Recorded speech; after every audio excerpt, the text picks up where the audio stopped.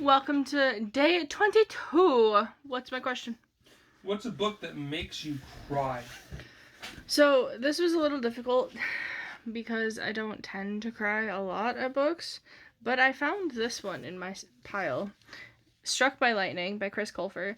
This is the same kid who was Kurt Hummel on Glee. He wrote an entire book series about the stories of something or other.